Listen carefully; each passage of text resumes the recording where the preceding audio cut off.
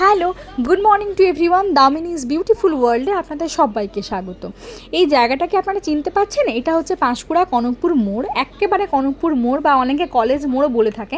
এই জায়গা থেকে বাস অনেকেই ধরেন।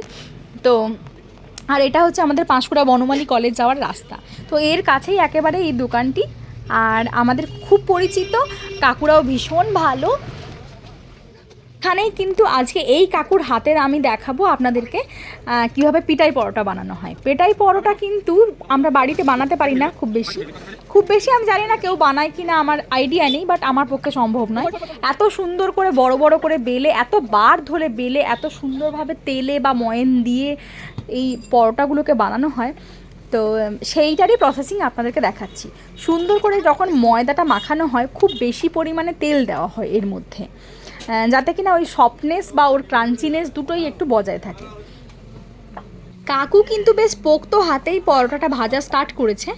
আর অ্যাকচুয়ালি পরোটাটাকে দুপাশ সুন্দর করে ভেজে, খুব বেশি পরিমাণ তেল হয়তো এনারা ভাজার সময় দেন না, বাট ভালো পরিমাণ তেল দেওয়া হয় কিন্তু ময়দা মাখানোর সময়।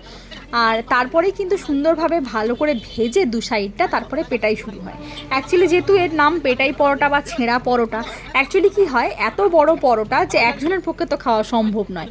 তো এটা তাই ওজন হিসাবে বা ওয়েট হিসাবে বিক্রি করা হয় ছিঁড়ে ছিঁড়ে, তাই এর নাম ছেঁড়া পরোটা বা পেটাই পরোটা।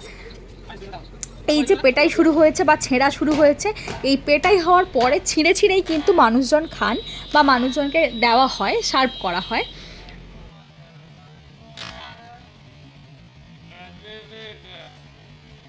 আর সব জায়গায় তো আর হাইজিন মেনটেন করে হয় না, এখানে হাইজিনের গল্পটা বাদই দিন। এই গরম গরম নরম নরম পরোটার সাথে কিন্তু একদম সুন্দর মোটা টাইপের ঘুগনি দেওয়া হয়। এই যে দেখুন, দেখতেই পাচ্ছেন একেবারে জলের মতো নয়, বেশ সুন্দর একটা গাঢ়ত্ব রয়েছে। আর এই ভাই, এই শুভ ভাই কিন্তু সার্ভ করে থাকে। Thank you. তো এদের প্রত্যেকের ব্যবহার কিন্তু অত্যন্ত ভালো। আপনারা সবাই ট্রাই করবেন যারা যারা পাঁশকুড়ায় আছেন, কনকপুর মোড়ে যান বা আসেন। আজকের ব্লগটা এতটাই ভালো লাগলে লাইক শেয়ার কমেন্ট করবেন আর সাবস্ক্রাইব করে দেবেন।